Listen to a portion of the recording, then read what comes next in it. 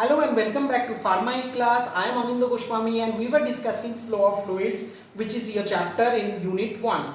So in flow of fluids we had discussed about the basic introduction part of liquids, what is exactly flow of liquid means, the different patterns of flow of liquid, that is the turbulent flow, laminar flow. We have defined turbulent flow, what is turbulent flow, what is laminar flow, what are the different patterns. Next, we had studied about Reynolds experiment, how it was being designed and performed, and subsequently Reynolds number.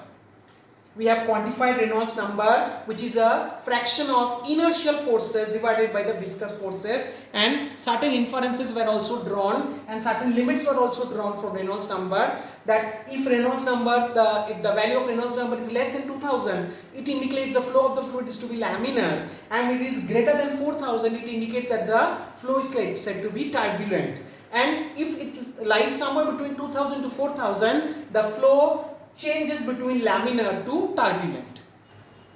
We had also studied its applications. Let's come to another very important part of this chapter, that is Bernoulli's theorem. And each and every mechanics and each and every dynamics is also dependent somewhere related to Bernoulli's theorem. So it is an important chapter, important matter. So when the principles of the law of energy is applied to the flow of the fluids, the resulting equation is a Bernoulli's theorem. We consider a pump working under isothermal condition. Isothermal means same conditions of temperature.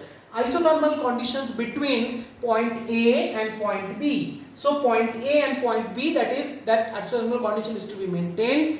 The statement of Bernoulli's theorem says that in a steady state, the total energy per unit mass consists of these following terms: pressure, kinetic and potential energies are constant. In other words, we can also say Bernoulli's theorem, the official statement of Bernoulli's theorem is that in a steady state, the total energy per unit mass consists of pressure, kinetic and potential energies are constant.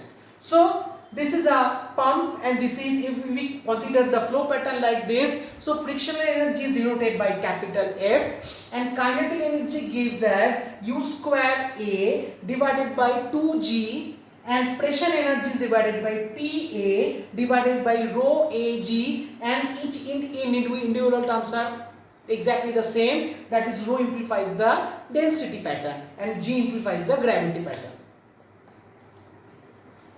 At a point, 1 kilogram of liquid is assumed to be entering at point A.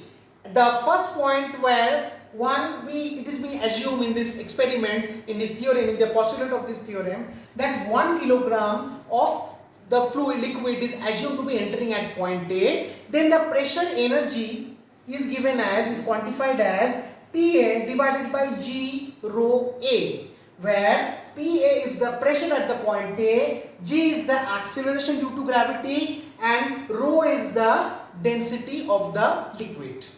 The potential energy of a body is defined as the energy possessed by the body by the virtue of its position.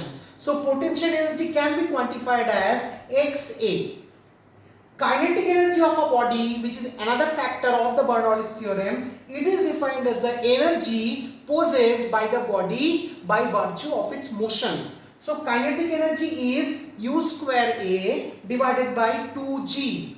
Therefore, the total energy at point A is quantified as equal to pressure energy divided by potential energy plus the kinetic energy. Or in other words, total energy at point A is PAV divided by XA divided by UA square divided by 2G plus UA square divided by 2G. So these are the values of the pressure energy, potential energy and kinetic energy. Now according to the Bernoulli's theorem, the total energy at point A is constant. So the total energy at point A is quantified as PAV plus XA plus U square divided by 2G is a constant. After the system reaches the steady state, whenever 1 kilogram of the liquid has enters the point A, another kilogram of liquid is at point B. So in that movement, when it is happening, that flow when it is happening, the total energy at point B is quantified as PBV plus X into XB plus UB square divided by 2G, exactly the same as almost the same as the point A. So if we quantify both the equation of point A and point B, both the equation, that is PAV plus XA plus UA square divided by 2G plus energy added by the pump is equal to PAV plus XB plus UV square divided by 2G. V is specific volume and it is the reciprocal of density.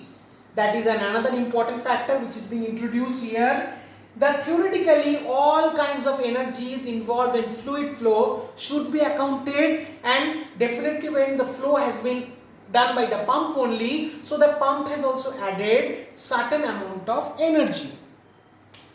So during the transport, some energy is converted to heat due to frictional forces. So energy loss due to frictional forces in the line is equal to F, and the energy added by the pump is quantified by W. So PA divided by rho A plus XA plus UA square divided by 2G minus F plus capital W is equal to PV by rho B plus XB plus UB square divided by 2G, and this equation is called as Bernoulli's equation. I'll repeat the equation for you. PA divided by rho A plus XA plus UA square by 2G minus F plus capital W, which is the energy added by the pump, is equal to PB by rho B plus XB plus UV square divided by 2G, and this is called as the Bernoulli's equation. So come to the energy loss and its application, which is device which is directly taken from the Bernoulli's equation. The fluid experiences energy losses in several ways while flowing through the pipes, and these are the fluid friction losses, the losses in the fitting, the enlargement losses, and the contraction losses. So all this we have to take into account during these applications. So come to the applications of Bernoulli's theorem. It is used in the measurement of the rate of the fluid flow using flow meters like orifice meter and venturi meter, which we'll study later on. It is applied in the working of centrifugal pumps. In these pumps, the kinetic energy is converted into pressure head, which helps in the pumping of the liquids.